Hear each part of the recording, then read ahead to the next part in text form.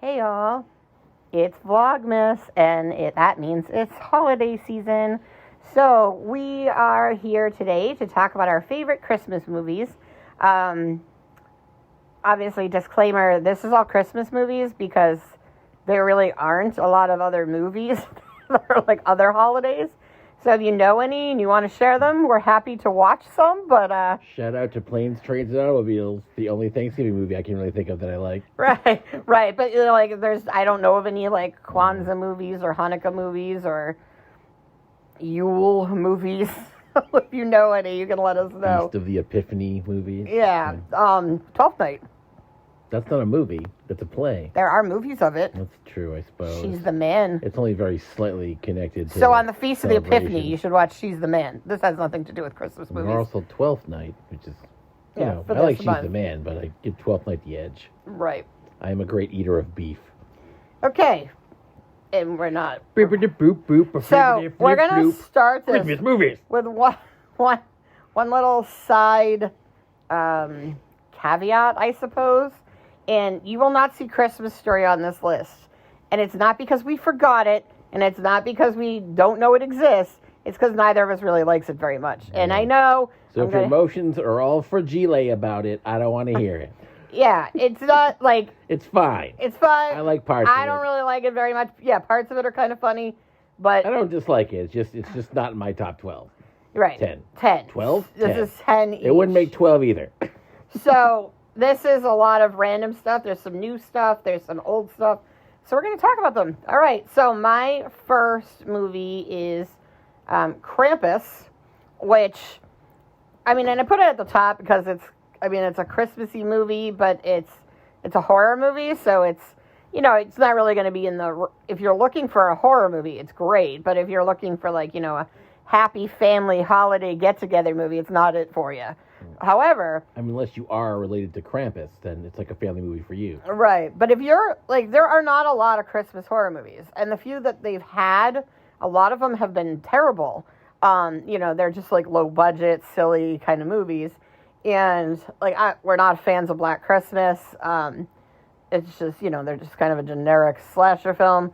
Jack Frost, if you've seen that one with the killer snowman, it's nonsense. It's mildly hilarious because the snowman moves. The concept is funny, right? The way the snowman moves is worth entertaining. But the movie itself is not very good. But Krampus, and I mean, we should have known because, like, the cast is really solid. And I remember we were like, wow, let's watch it because, we love horror movies and it's a time of year where you don't get a lot of horror movies. And it's so unbelievably funny and smart and but also terrifying and creepy. And it was just great.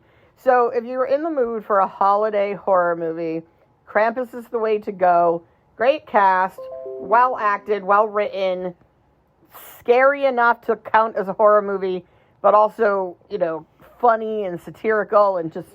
Yeah, it's fairly light on the horror. I mean, it's there for sure. Yeah, it's pretty creepy, but it's though. not like, it's not like super scary. It's just got a good horror vibe. Right. Mixed with some comedy and some Christmasness. I mean, it's pretty violent, and, like, so if you're not a horror movie fan, like, it is a horror movie. If you're looking for, like, to be, like, terrified, yeah, it's just kind of creepy. But I think it kind of fits the bill very well. Like, it's not so funny that it, like, forgets that it's supposed to be a horror movie, but it's not so scary that it forgets that it's, like, a ridiculous movie about Krampus. It's like, it knows what it's doing, so... Mm. Yeah, Krampus is my number 10. All right, so this is a pretty new movie. It just came out last year. I've only seen it once, but there have been a couple occasions, and this is one of them, where I watch a movie and immediately realize it's going to jump into my regular Christmas rotation every year, and that's Violent Night, featuring Hopper from Stranger Things as one cranky Santa. If you want to see people literally blown up during the Yuletide season, while Santa loses his mind and goes on a murder rampage, but it's not really a murder rampage, it's more like he's kind of saving Christmas in a way from terrorists who he does blow one up. But anyway, it's pretty great. If you're down for some violence, it's literally in the title. This is a nice change of pace from your traditional Christmassy stuff. It's a little funny. It's got a lot of action in it. The violence is over the top and comical. It's great. very enjoyable. One of the things I think that's good about this movie is, like, I was a little iffy. Like, the trailer looked kind of funny, but I was like, really? You know, I kind of thought, like, it might be too much. But what I actually thought was good is it still has, like, a Christmas vibe to it.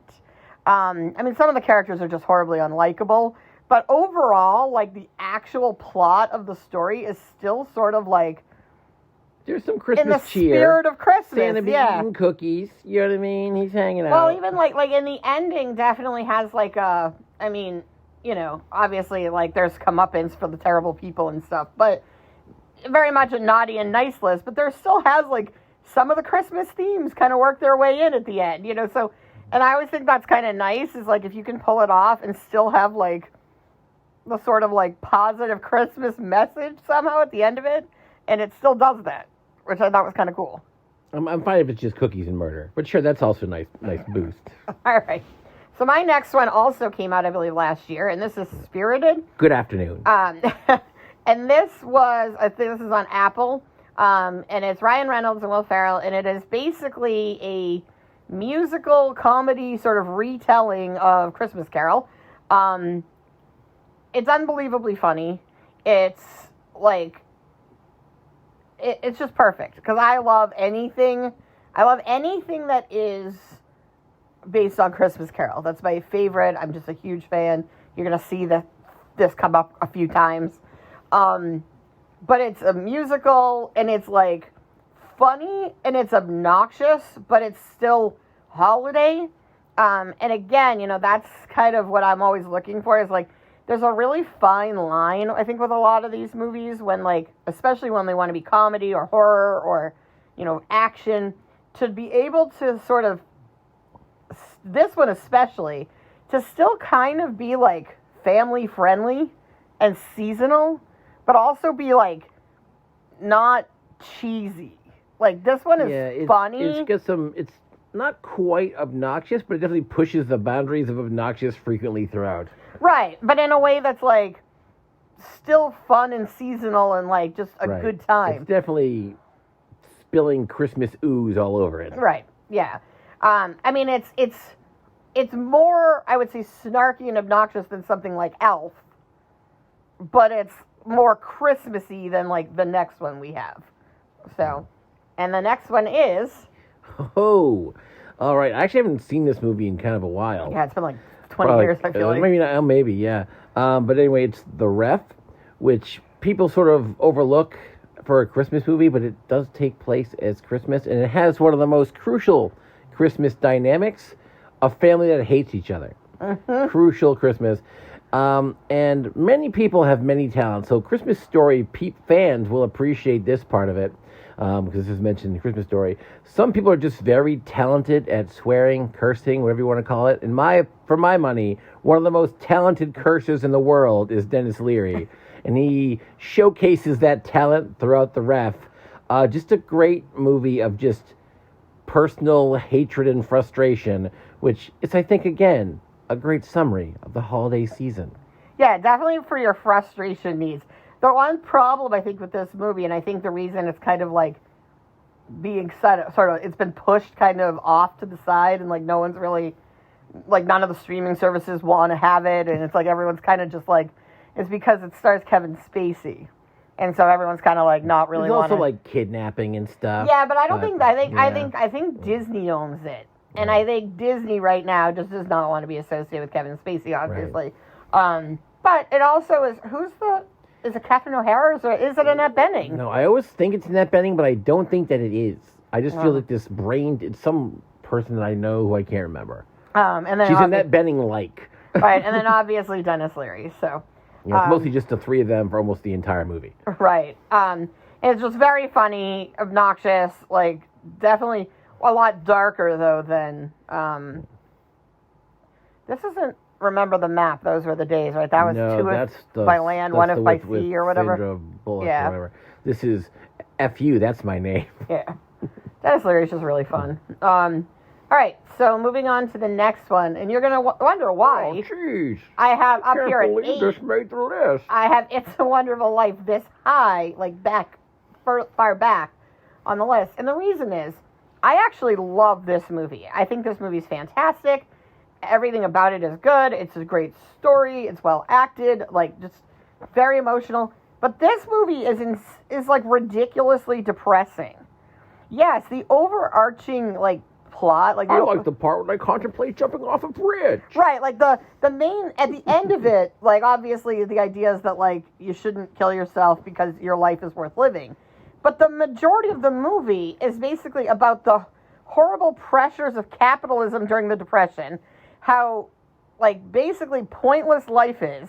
It's this existential crisis. He spends the whole movie basically contemplating suicide, and then, what if I didn't exist? Would it matter? And then being nostalgic for, like, a life that is gone now. And so it's very, very sad.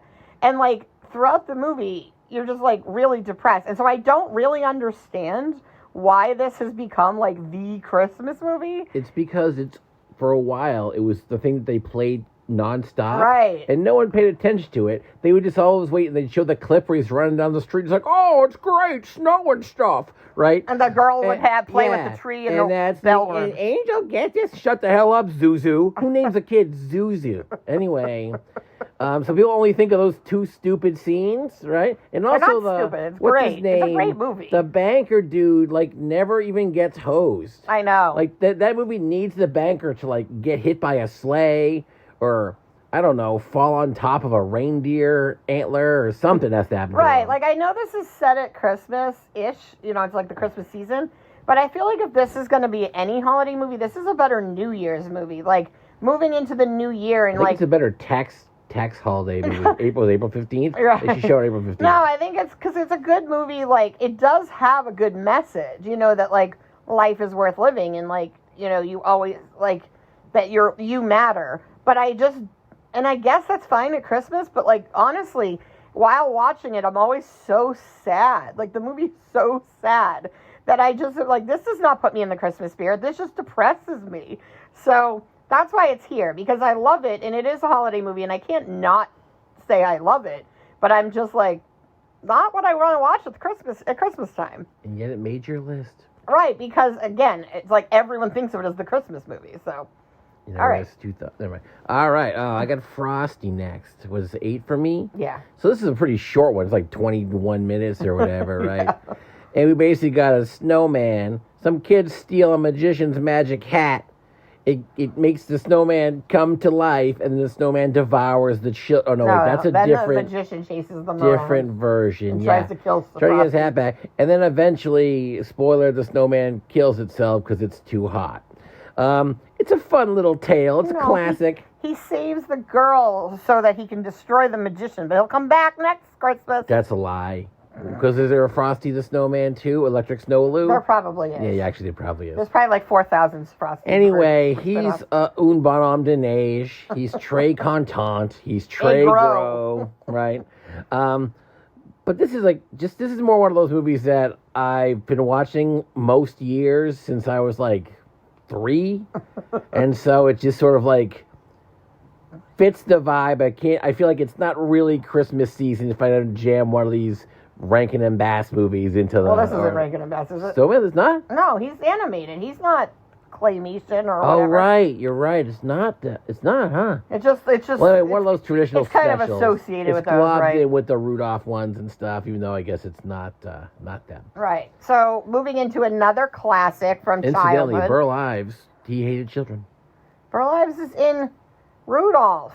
And he hates children. He's the snow... You're confusing the Rudolph. He's going to get the hat, though. But he's a snowman, but he's a different snowman. Yeah, but he's a hat also, and he's animated. So, I think he actually is Frosty in the later years. Oh, maybe.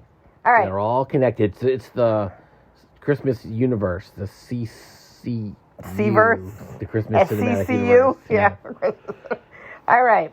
So, now another childhood classic is Charlie Brown Christmas. Obviously, this is just so, iconic. It's so, it's sweet. You know, the thing with Peanuts movies and, the Peanuts stuff is it's about as, I don't want to say sappy, but it's about almost as sappy is not really the right word, but it's sappy.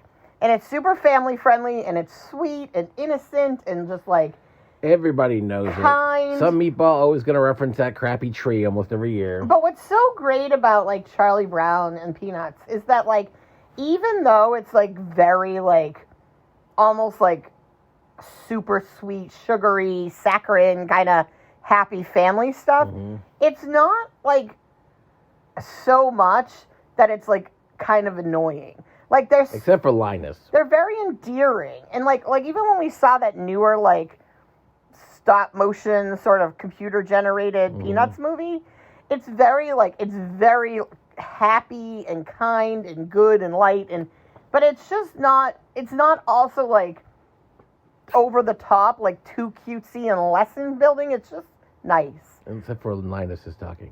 He's a little pushy. I mean, you got Snoopy, and Snoopy's a little bit of, let's be honest, Snoopy's kind of a bastard. Honestly, what we just need is, like, Snoopy and Lucy just unleashing hell on all the world. That'd be great. Yeah, and I think but instead we got Linus and Sally saying all this sappy stuff.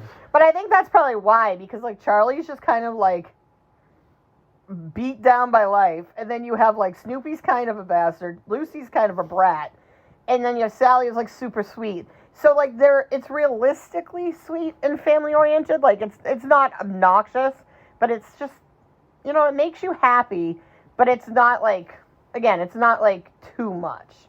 So, moving into another animated... People didn't realize this also, but Schroeder actually grew up to run guns for the Yakuza.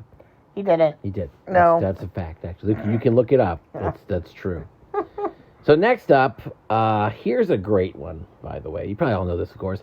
The Nightmare Before Christmas. Now, you can argue this is a Halloween movie. Yeah, which is why it's kind of like up but here. To me, I would agree, yes, it's a Halloween movie. But I also say, yes, it's a Christmas movie. It's both. It carries both equally, right? It has a great Halloween vibe. It has a great Christmas vibe. It somehow manages to combine them both.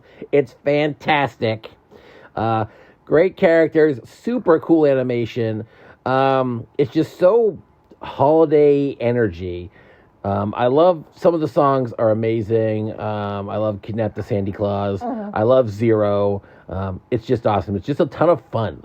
Right, and because it's like you combining Tim Burton, who's dark and a little twisted, with Disney, which is like super family friendly, it's just got the right mix of, like, again, going with that, like, you want something for a holiday that's cute and fun and light, but also, like, has a little, I don't want to say has, like, an edge, you know, it doesn't need to be edgy at Christmas. Got a little chompiness to it. Right, You want something. You don't want it to just be, like, so over-the-top happy and sweet that it's just, like, was there a point to that? Or no, I just feel like, you know, like I just drank a bucket of sugar or something.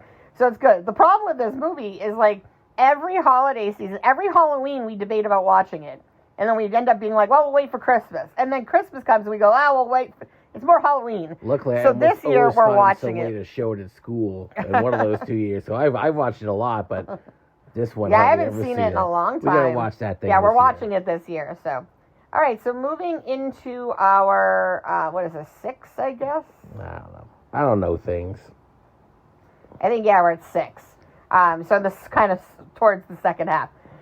So we're moving into, this is kind of a weird one because this is mine, but this is a bit of a debate.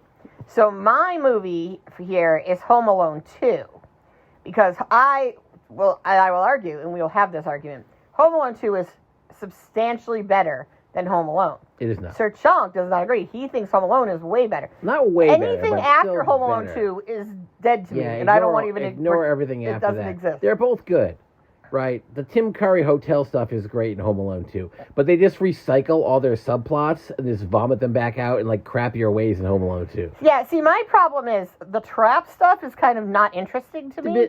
The trap stuff is the best part. Right. I don't understand. And Kevin's a brat. Yeah, he's annoying. And so Home Alone 1 is just about a brat with some traps being a pain in the ass.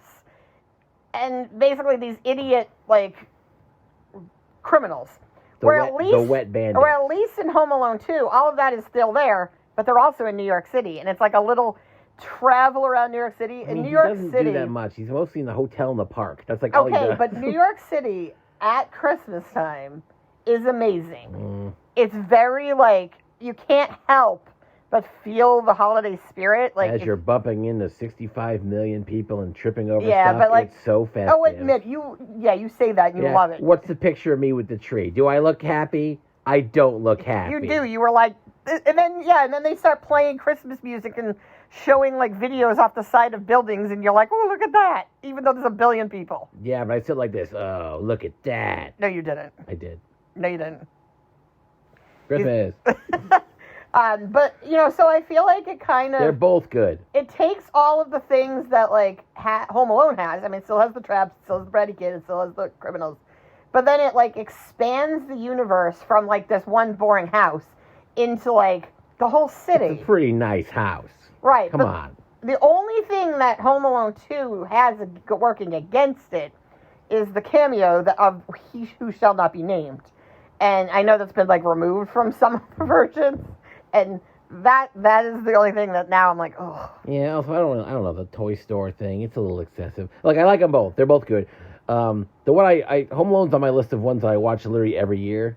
So even though it's not, like, wouldn't be my top 100 movies by any stretch, it's one of the movies that I feel like gets me feeling like it's Christmas season. And that's the one I want to watch. Also, how crappy are his parents? I mean, you lost your kid last year. How does this happen the second time? And then there's 3 and 4?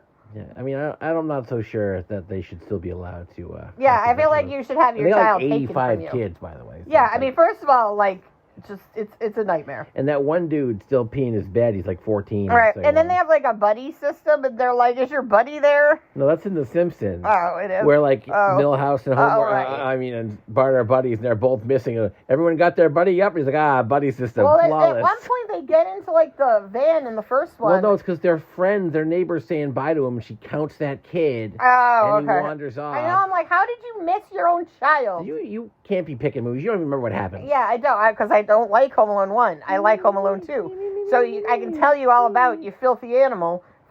That's in both of them. Well, right, but it's better when he's got the whole hotel suite to himself. Yeah, the gun goes off more. Yeah. A nice cheese pizza just for Home me. Alone, plus Home Alone 2, I think, has a little more of, like, the holiday. Like, again, New York is super holiday-ish. And then, when he's hanging out talking to, like, the homeless lady who may or may not be, like, an angel or something. I don't know if that's what they're hinting at. Yeah, she's just a lunatic bird lady. Yeah, but it's also kind of got, like, it's something magical, maybe? No. Yeah, they kind of hinted at, like... They just like a light behind her so you can be like, Mom! Anyway. No, all right, so moving on. I had that guy just unleash hell with the shovel in the first one. Moving on to your number 6. All right. So... we already talked about how much we like Christmas Carol movies. Here's another one. You might notice the theme, and most of my I realize on this list are like angry Christmas movies. Yeah. So anyway, this is. I also love. What else is new? Christmas Carol, and two of the actors in this movie are two of my favorite actors. Bill Murray, of course, who's in like the whole thing. He'd be stapling, antlers for mice to make reindeer, and just like hosing people over, and just being a borderline sociopath the whole time. It's great. And then, of course, Carol Kane, who plays the ghost of Christmas Present. Past, I think, right? Past? I don't remember. I think it's past. I could be wrong though. I can't remember which one she plays. Anyway, I think it's present. because the cab driver is the cabbie is present. Oh, the cab driver was past. Anyway, whatever. I love Carol Kane. She's hilarious in everything she's ever been in, and she's great in this. The only problem with this movie is she's not in it more. But really funny. It's, again, a movie that has enough obnoxiousness if you're, like, a little sour on, like, the cheesy Christmasness, but still has, like, the same Christmas Carol message of, like, hey, man, things will be all right. Oh, and be a good person. I don't like Bobcat Goldthwait, but he is in this briefly wielding a shotgun, which is kind of exciting. So that adds a little extra flair, in case you're into that. Yeah, and this is a little darker than Spirited, but it's the same kind of thing we were talking about. And I mean, A Christmas Carol story is so good. It lends itself well to kind of still having a good message and being very holiday-like, but also giving you room to be, like, creative with it. Because, I mean, like, you don't understand how much I like this story. Like, we watched, like, Ghosts of Girlfriends Past, which was, like, a Christmas movie, and I was like, yep, I'm here for it. Because it was basically a version of it. Yeah, it helps that they also make like 3 of these a year, some version of them. So yeah, because they're constantly just making versions of Christmas Carol. And so, I mean, but this one's still phenomenal. Like, I think for a long time. I mean, yeah, this is basically, I think there's 3 on here, so it's obviously it's not Spirited, this one, and the other one, but there's a whole bunch. This one's definitely up there as one of the best. Right. I mean, I'll watch almost any of them. When they have a new one, we pretty much always watch the new one, even if it's going to be pretty obviously not that great. It's like, well, we'll give it a shot. Yeah, I can't get enough. Right. All right, so number 5, so the second half. So this is Love Actually. And so the thing with Love Actually, I know a lot of people don't like it. Oh, it's I mean, then there's definitely some things that, like, haven't aged well.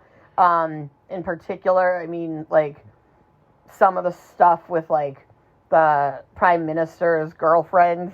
They're, like, basically constantly just calling her fat, which is, like, the whole thing. But, like, the reality of this movie is Let's go get the shit kicked out of us by love. Yeah, Classic line. What I think I like about this movie is that, like, I mean, yeah, I get it that the Keira Knightley and Rick from Walking Dead stuff is a little, like, awkward. That's why he's so bitter in The Walking Dead. Right. He gets blown off by Keira Knightley. He's like, you know what? I'm just going to shoot everybody in this hat from now on. But what I think is really interesting about this movie is that it's, like, a nice seasonal movie. I have read, like, articles that are like, it's not the romantic comedy you think. It's not really a comedy. There's a lot of really sad stuff going on here. The stuff with Alan Rickman and Emma Thompson is, like, heartbreaking. Like, absolutely. The scene where Emma Thompson's just standing there and, like, they're playing Joni Mitchell is, like, some of the best acting I've also ever seen. I'm like, I, like, honestly break. My heart breaks for her. Loaded cast. Yeah, and, I mean, the thing is, that scene's really sad. The stuff with Laura Linney's really sad. Even, like, Liam Neeson's stuff is really sad. I mean, it's a little happy because it's, like, at first he's bitter and then he's trying to sort of, like, encourage his son not to be bitter like him because they lost his wife. But, like, what I like about it is that happens in the mall on Christmas. You're going to lose people. Well, what I really like about this movie is it actually isn't, like, it isn't a romantic comedy. It's not a simple, everything works out, everything's happy. It's just more about how, like, even when you have, like, bad relationships or things aren't going well in your life, that there's always somebody, you know, we have connections with each other and we're all interconnected.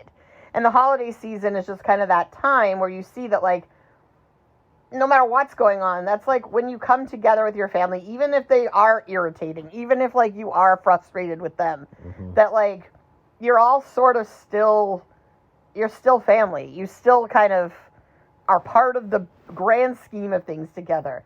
And so, like, it's very, and also, you know, I mean, the Christmas All Around Us song is just very, it's great. It really gets you in the holiday season mood. Also, one of my favorite performances by Bill Nighy ever. He's hilarious in this with his, like, bitterness. It's great. Right, and I really think, I mean, part of, I think, what does make this movie work is the cast. Like, it's so well cast and acted. Like, you're not I mean, Colin Firth is in it, like, Laura Linney, Emma Thompson. Martin Freeman's a brief role. I mean, it's just, like, really good. I mean, even Hugh Grant, I know, like, I read a thing recently where they were saying if they're talking about either remaking it or doing, like, a sequel, and they would like to have, like, a woman prime minister, but, like, I mean, I think Hugh Grant's good in that role, because, like, one of the things Hugh Grant's really good at, even though it's, like, he hates doing it, apparently, is being the bumbling sort of, like, schmuck. Who's in over his head. Which is like, it's what all his roles are. And it really works in that plot, you know, with him, like, having a crush on this girl, but he's like, I'm the prime minister. Kind of like American President. If you haven't seen that, that's a cute movie. That's a really good movie. Not a Christmas movie. Right. But, like, this movie just, it makes me happy, and it's like, but I like that it's realistic. Like, it's not a sappy romance. It's just a nice, like, and again, it's called Love Actually, but it's not all romances. You know, no. It's a relationship with a girl and her brother, a relationship with a family and their kids. Doesn't work out. Emma Thompson's thing doesn't work. Spoilers, doesn't work out. You know what I mean? Right. And some of the stuff doesn't work out, and also it's like Laura Linney chooses her brother over a relationship. Right. You know, there's a relationship between Bill Nighy and his manager. Right. And, like, I mean, I think sometimes people are like, wait, is that... It does still have enough sort of classical romance movie scenes. Yeah, there's a if couple that's your scenes thing, that with are Colin romantic. Firth at the end, the run through the airport scene. So like it does, if that's what you're looking for, that's in there as well. But it's not overwrought with that kind of stuff. Right, and like the airport arrivals and like the beginning and end where it's about the airport, that's really the point. Is like, and I think it just does a really good job. So I enjoy this movie. I just think it really can get you into the holiday season, no matter what. I just think it's good. And apparently the guy who wrote this wrote the new one called Genie with Melissa McCarthy, which looks a little silly, but parts of it look kind of funny. So I'm kind of thinking, it's I'm a little free. antsy. Maybe it'll be good. I don't know. It's free, but it's by the guy who wrote this, so I'm willing to give it a shot. Looks a little suspicious. So your next one.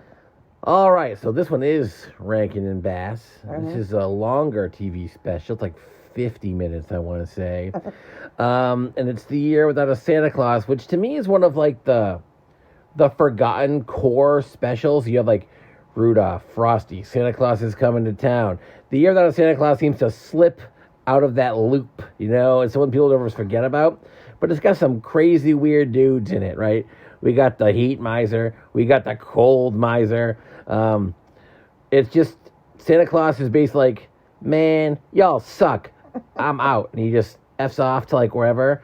And like Mrs. Claus like, where that guy at? And she has to like, you know, travel around looking for stuff. She encounters all these characters. It's like, it's almost like a little Christmas Carol-y where they're like, we have to prove to Santa that he's important and wanted kind of thing. So it's like a little more like It's a Wonderful Life sort of thing, I guess. But like in a more family, cutesy, yeah, Christmas it's got some way. Some of the claymation. This is, I'm not going to say Is it terrifying. claymation or a stop motion? I don't It's know like what it is. stop Yeah. motion, I guess, but it's like, it's a little creepy, some of it. Yeah, I know. Like Um, these guys are weird looking. Yeah, but it's still good. I haven't seen it in a long time. I remember I used to really like it. Yeah, we're definitely going to watch it this year because I don't think I've seen it since I was Hopefully literally I like still 7. like it because I haven't seen it probably in like 30 years. So if I rewatch it and it's crap, sorry. All right, so moving on to number 4, and for me, it's Elf. This movie, when it came out, I think we saw this in the theater, right? Yep. Yeah. I mean, I was like dying laughing in the first like 15 minutes. You know the stuff with like the narwhal? Oh my god, Hi, Mr. Narwhal. I was loving it. But this movie is like perfect from beginning to end. It's hilarious. It's slightly, I don't want to say it's obnoxious. It's kind of like Home Alone level obnoxious, where it's it's cutesy funny, kind of, but it's right. not like, it's not pushing beyond PG-13. Right. Certainly. Yeah, I don't even know if it really pushes beyond PG that much, to be honest. It's not like, you can definitely watch this with like mixed company. It's not like going to offend anybody. It shouldn't, I would hope. But it's just, it's fun. He does call Peter Dinklage an elf, which isn't great. Right, But other than that, it's hilarious Right. though. Like Peter Dinklage is funny in it. Like you just, you know, it's funny. It's like everything about this movie. I mean, it almost has a Christmas Carol feel too, because like you have, you know, James Caan's character. Like, yeah, he's miserable. Also, I love Right. James Caan. And this is just, yeah, it's just like. But I remember when we saw it, we walked out of the theater and we're like, this is going to be like. This is going to be a, you know, like some of the ones we have later in this list, or It's a Wonderful Life. Or, Yeah, I was like, this is a holiday classic instantly. As soon as I was done, I was like, this is going to be the kind of thing that we're every year for the next million years. No, give me a million. You're going to see it all over the place every Christmas season because it's perfect. It's like funny, it's accessible, it's creative. It's not like a movie you've seen a million times.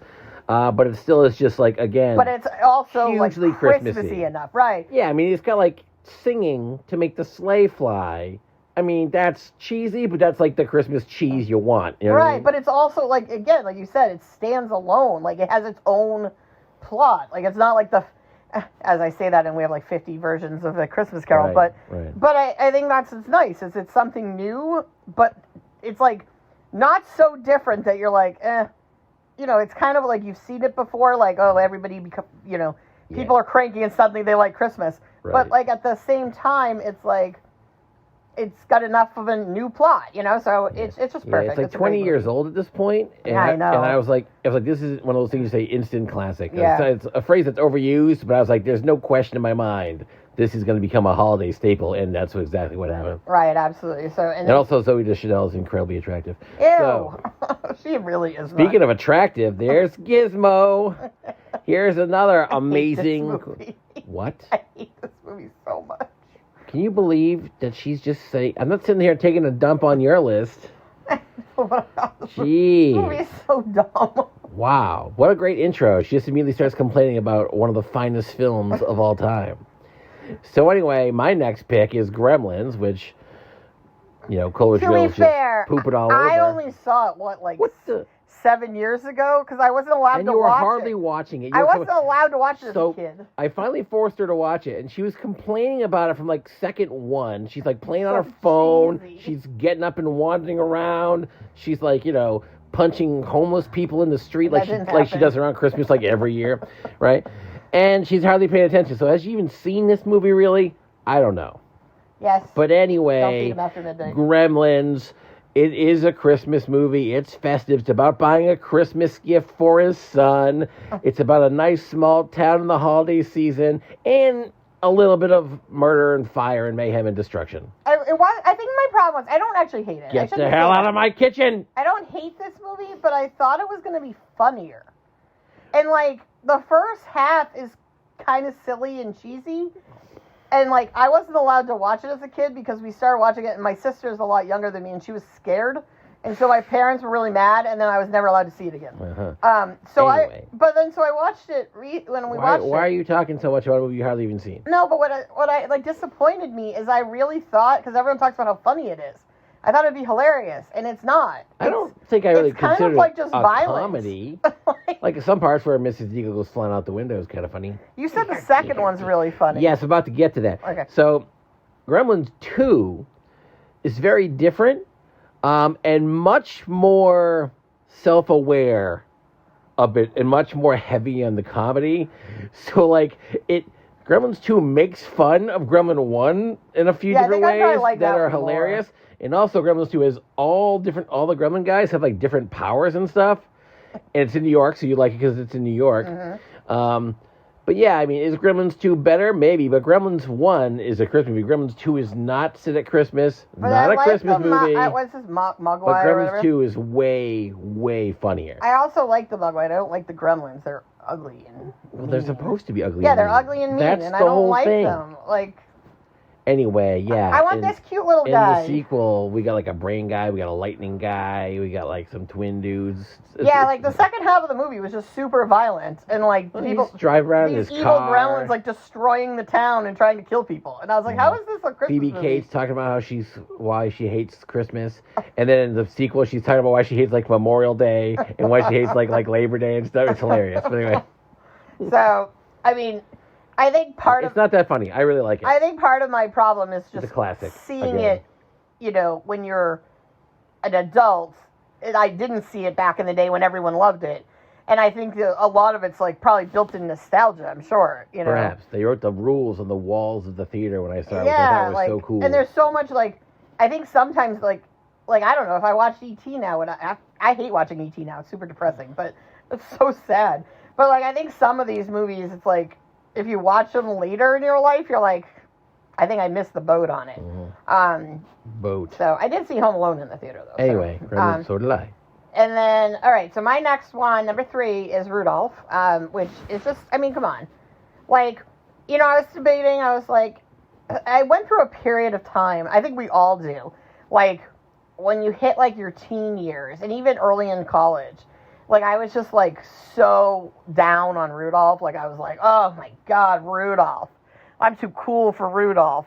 And then you get older, and you're nah, it's still good. You go through that period in your life where you're just too cool for the classics. Mm-hmm. And then I rewatched it again. I feel when I was in my 20s, and I was just this is way better than I remember it being because I went through that period where I just didn't want to watch it. So I think what happens, at least it happened to me, is I kind of forgot about all the fun parts. I remember the beginning. I remember the end. But I forget about all the fun stuff with Yukon Cornelius and the Bumble and all the Misfit toys, all the stuff that makes it fun. I just remember Rudolph being kind of a whiny bitch, then getting all horned up for the lady reindeer, and then saving the day. Is that her name? Huh? Clarice? That's her name, right? I don't remember if it's Clarice. That'd be messed up. Why? Thank you, Clarice. Well, it's before Silence of the Lambs. Well, no, I think what happens is we discover that Rudolph turns into Buffalo Bill. No. Yeah, that's another fact. Him and Schroeder, just some dark times. And, I think I liked the dentist guy a lot more as I got older. Because, I think when I was a kid, I thought he was annoying. But, like... Well, he is annoying. He is, but he's, like, you feel bad for him because you're like, oh, I get it. Like, they all just want to belong, and they're all just trying to fit in, and, like, I don't know. So, Rudolph's way cuter than I remembered, and it's, like, a way better movie than I remembered, and now I love it, and I look forward to seeing it, so. All right, so you're number 3, which is one I also don't like. This is, you don't like too many things. So, you always complain, I don't like too many things. You don't like too many things. So, this is another one that, like, I sort of feel compelled. I have to watch this one every single year, else it doesn't feel like it's Christmas to me. I like all the vacation movies, and yeah, I realize they're not particularly good, right? But they're kind of goofy and kind of fun, and I still like it. And this one I like just because, again, it's got that element of, man, doesn't Christmas kind of suck, right? But he's like, he's determined to make it not suck, but it doesn't matter what he does, it still sucks, like, completely. It's not even... It's got some nice funny moments, but it's not even, like, funny throughout. It's more just like, man, this Christmas is so tiring. I just sympathize so much with the agony of the Christmas stuff that's in this movie, that, again, it feels so accurate. It's just like, everything is a problem. Yeah, and I think I like that part, but then I just, like, it isn't really funny. It's funny in that. I still like... Some of those smaller comedy bits I like stupid stuff, like he's got pine sap all over his fingers, so he can't, he's on a sled that he nearly, like, travels across the earth. I mean, again, this is one I saw when I was, like, also in my 20s, and, like, because I was... forgets to bring the saw and travel all this way with the tree. Yeah, I wasn't allowed to watch any of the National Lampoon movies growing up, and so, like, when I finally did see them, I was just like, they're not that funny. Because, like, I gotta be honest, a lot of, like, 80s comedy does not hold up very well. I mean, this is like 89, I think. So it doesn't even have much of an 80s vibe. Right. It's more just like, and goofiness. It's definitely not... It's more goofy than obnoxious. Yeah, I was going to say, it's definitely not as offensive as a lot of, like, that era's a few comedy. Moments, like, between him and the neighbor is a little obnoxious, some of it. But, so some of that, I think it's just that, like, it just doesn't have the same... So I feel like, again, I missed the boat a little bit on it because I was just, I didn't see it when I was younger, so I don't have that. Your Christmas stuff seems to be focused around boats. But I definitely appreciate, like, elements of the concept of the movie. This is one, and I was probably one of the only people who liked the new Vacation movie. I liked it. And part of it's because I think, like, in some ways, like, the comedy is so dated that I just like to see it, like, and so I wonder if they did, like, a newer one where, like, it's that dated in this one because, like, they don't really do too much of the, like, I get where you're coming from with a couple of the earlier Vacation movies, but this one I feel like is, like, it's fine because, again, it's more holiday goofiness than, like, social stuff going on. But I just wonder, if you had a more modern, like, just like where Vacation, the new one, is basically his kids. Mm-hmm. So if they had, like, kind of like 2, where basically it would be like number 2, where, like, the kids are grown up and now they're hosting Christmas, that might be really fun because I think, like, you'd get, again... Right, go ahead and pitch it. When it comes to remakes, I'm not a fan of, like, just remaking movies, except for apparently Christmas Carol. But I always feel like there are some things that I think maybe could benefit with, like a facelift. And a lot of... I think that's, like, one of the things with, like, anything from, like, the 80s when it comes to, like, comedy and stuff. And, like, 70s, a lot of the action-y movies can't, like, not action, but, like, the disaster movies, because the effects were so bad. Oh, my God. That, like, at some point, you need to make that towering Inferno again. Oh, that's comically bad. Right, because it just looks so ridiculous. It's so awful. All right, so moving into our top... That won, like, an Oscar, I think, for Best Effects or something right, like that, I mean, and that's the thing, is, like, and I think, again, we all know that, like, there are certain movies that they hold up because you watched them when you were younger, and then there are ones that hold up great, and then there are ones that you're just like, you kind of had to have seen it at a certain point, and if you haven't, you probably need to wait for them to remake it. Speaking of remakes, though, my number 2 is Miracle on 34th Street, and I actually love both versions, but I would argue, like, I do like the remake a little bit more, and part of that is just because, again, it's one of those things where, like, there's nothing wrong with the original, it's fine, but it's like, if you're trying to appeal to, like, more modern audiences, I mean, this is from the 90s, so it's not, like, super modern, but it's not black and white, and we know, like, some people just don't like black and white movies. And then I think some of the legal stuff and some of the stuff with like her mom and like the relationships, it works a little bit better just with a modern setting, because back in like the 40s it was like, what do you mean the mom's divorced? And then like no one could talk about like why the mom had a kid but didn't have a husband, where like they don't really care anymore in like the more modern version. Plus, I mean, the cast is really good in this. Park guy in this? Yeah. I was going to say, plus the cast is really solid. Street. Elizabeth Perkins is the mom, and the girl who plays Matilda was the kid, and Dylan McDermott or Dermot Mulrooney, I think, is the same person. Is the guy. Yeah. It's one of those guys. It's the same person. Yeah.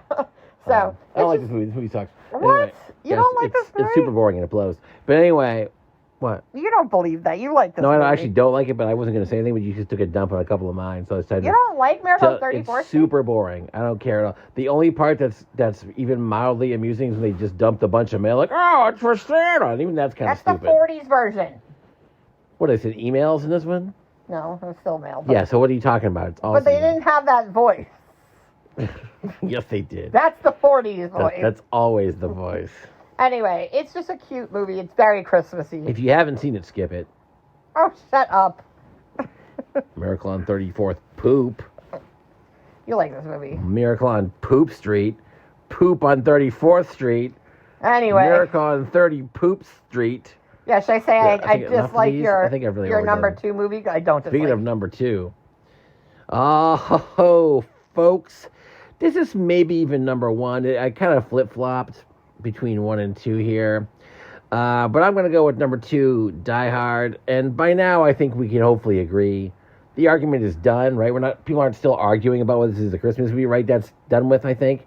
Because it's at a Christmas party on Christmas Eve.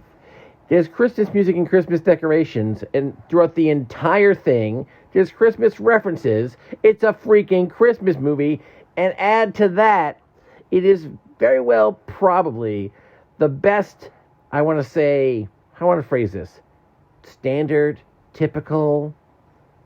Stereotypical? Not stereotypical, like basic action movie, like so there's not like lasers or dinosaurs and stuff. Yeah, You're sort of dudes with guns action. It does not get better than this movie. It is arguably the best action movie of all time. It's arguably the best Christmas movie of all time. And it features a fantastic scene with a terrorist stealing a candy bar. I mean, Alan Rickman's in it, so it's automatically going to get points. Mm-hmm. But the thing with Die Hard is, like, I really enjoy Die Hard. I really like this movie. Well, you're right. Like, I'm not a huge action movie fan, but, like, it's like, from beginning to end. It's nonstop. It's super fun. And it doesn't waste time. Yep. It doesn't waste time with a bunch of nonsense. It is what it is, and it just gets to it. But I think in terms of it being a Christmas movie, it is, because, like, at the end, you still have, like, the family stuff, you know, and it's, like, the family coming back together and, like, fixing their relationship and, like, so there's an element of, like, that family stuff, and then, like, you know, the relationship he has with the cab driver guy, and, like, the cop that he's built this, like, rapport with. It's the limo driver. Right, the limo driver, yeah.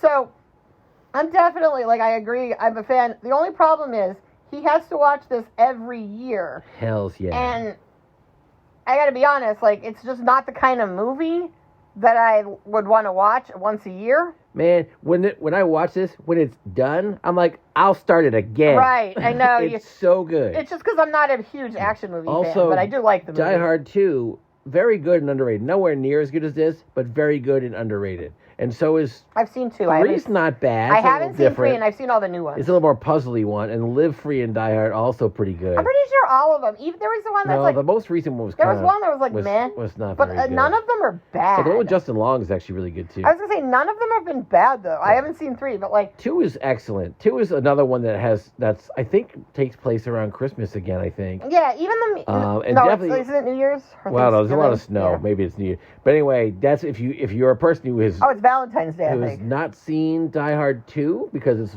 not anywhere near as respected, definitely check it out. It's really good. Not as good as this. Like, there was one that was, like, kind of mediocre that came out, but even that was, like, still way better than a lot of action movies. That was the Terminator guy. I forget his name. That was not very good. It was okay movie-wise, it was good, but for a Die Hard movie, it was not. Right, it was like the worst Die Hard movie. It's still better than a lot of movies. Yeah. All right, so number 1, And out of all of these, part of the reason is like that some of them, like Christmas Vacation, I've now seen 1,000,000 times, so it loses some of its... No, you haven't. You watch it every year. You've seen like 3 minutes of it a year. And, you know, so sometimes, like, I'm not the type of person who generally likes to watch, like, a movie this every single year. I like to shake it up out of our list, try some new ones, you know, but except for my number one, which I have to watch every single year on Christmas Eve, and I could watch it every day for the month of December and be happy. And that is, and you probably guessed it, it's another version of the Christmas Carol, A Christmas Carol, and it is The Muppets Christmas Carol. Because this movie is perfect. This is one of my favorite movies of all time, to begin with. I love A Christmas Carol. It's my number 3 book of all time. I love every version of Christmas Carol. I love the Muppets. I mean, who doesn't love the Muppets? And also, it's ridiculously accurate to the book. Like, they literally quote the actual novel throughout.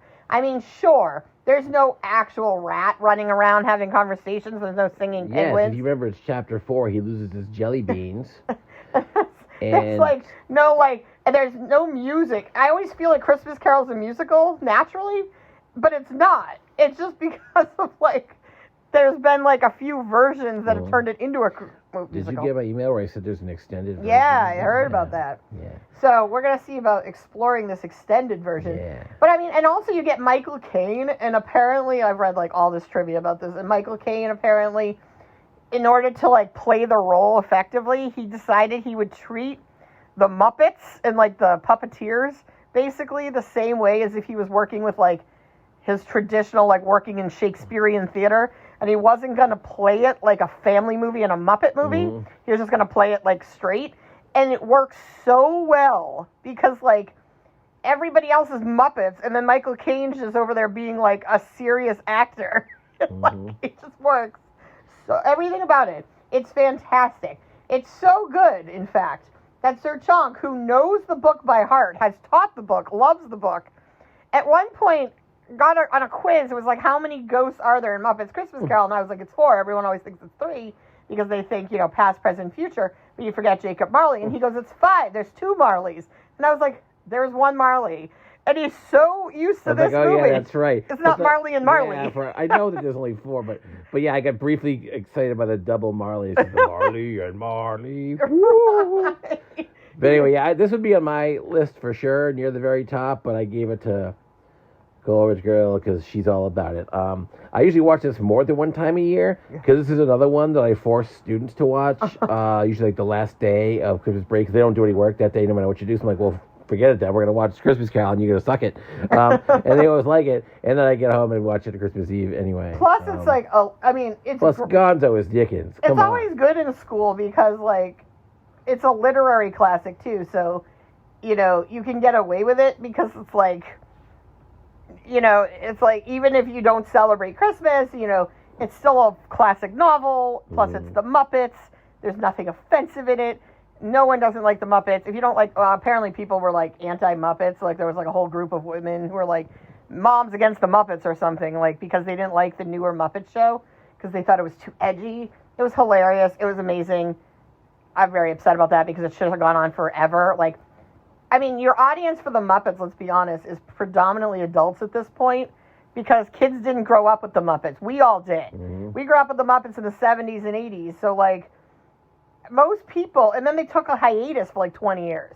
So I feel like there's not too many kids who know the Muppets unless their parents remember the Muppets and want to, like, force the Muppets on their children. It's going to be the new Alamo. Remember the Muppets. Right. So, like, come on. Like, let us enjoy the Muppets as well. Like, you know, that's great when you can have that, like... And the Muppets are always good with that, as having both levels. And also, Muppets Most Wanted. Very good movie. Yes, Miss Pig. Right. All right, so you're number pretty one. Much every Muppet movie. Yeah, I mean, there's nothing bad about the Muppets. I love the Muppets. So. Yeah, the only flaw with the Christmas Carol is there's not more Swedish Chef. Oh, yeah. But other than that, it's fine. All right, so my number one is pretty standard, I think. It's another short one, about 20 minutes or so. It's How the Grinch Stole Christmas. And, of course, I'm talking about the original from, 1966 or something like that? Something like that, yeah. Yeah. Boris Karloff? Classic Thorne Ravencroft. Yeah, but Boris Karloff He is the narrator, right? Yeah, he does a lot of music and stuff. Or he's the Grinch or something. Yeah, I forget exactly. Thurl Ravencroft. He's the narrator, isn't he? Or is he the singer? He's the singer. He's the singer, right? So Boris Karloff yeah, is the narrator then. But anyway, it's awesome. I don't have to tell you about this. It's great. This is another one that I watch every single year, and I either watch it on Festivus or Christmas Eve. So I always watch it every year, either on the 23rd or the 24th. Gotta do it. Love Max. I basically have this thing memorized, but I don't care. This is like sort of usually one of the last things I watch before it is officially Christmas. This and the Muppets. And it's simple. It's classic. It's great. The remake, I haven't seen the newest remake. Yeah, I really want to. I think maybe this year we're going to try to watch the one I saw Benedict Cumberbatch DreamWorks one. Jim Carrey remake, and it's awful. I hated it. Parts of it were okay, it got but like so stupid. it doesn't need to be. It was like 3 hours long. Yeah, and like they changed. Like obviously you're gonna change a lot of stuff when you're making it 7 times longer than it needs to be or whatever. But it's just, I don't know. It was so awful. I hated it. It made me want to like. Part of it was just too long. They should have just made an 80-minute movie. They missed the whole target on every part of it, in my opinion. I hated it. But apparently the new one that's like, I think it's DreamWorks, it's animated, and it's Benedict Cumberbatch plays the Grinch, I think. Or is the narrator. And like that I'm very curious to see. Everyone seems to really like that. Well, who knows? And I think it's also only like 80 minutes, so like at least it seems like they're trying. There's still some unneeded backstory crap. But anyway, I'm a fan. This is great. Maybe I like Die Hard more. Maybe I like the Muppets more. I'm not sure. Those are the 3 in the running. This is my number 1 today. Yeah, the Grinch and... Everybody probably watches this. If Grinch you and Muppets kind of 20 minutes long. We watch these. These are the 2 we watch every year. Oh, I watch like 5 things. Yeah, I know. But like, they are like the wrap-up before like it's officially Christmas Day. You know, like you have to watch these before you go to bed on like going into Christmas weekend. Yeah. So, I mean, you could watch them, I guess, the 22nd, but you can't watch them any earlier than that. So. Yeah, those are the rules. Yeah. You didn't know? All right. So, what are your favorite Christmas movies? Did we miss any? Do you know of movies of other, like, winter holidays that we're not aware of? Because we would love to see some, because we know nothing. Like, all we seem to know is Christmas. Did we miss one of your favorites? We may have seen it. Maybe it's just not on our favorites. Maybe we liked it. Maybe we don't like it. Maybe we forgot it existed. That happens a lot. I'm both like, oh yeah, I love that movie. Yeah, like, I mean, we haven't seen a lot of the classics, like White Christmas and Holiday Inn. In Connecticut. Yeah, we haven't seen a lot of those, and we've seen, like, Anna and the Apocalypse, which was kind of fun, but it didn't make the list, because it's, you know, it's not as good as other stuff. And, still good, but... Yeah, and so Christmas with the Cranks was kind of fun. I don't know, apparently it's one of the worst Christmas movies according to some list, but I thought it was kind of fun. So, yeah, what are your favorite Christmas movies? Let us know, and, we'll chat soon. Yeah. We'll be back with some more Vlogmas. Boop. Bye.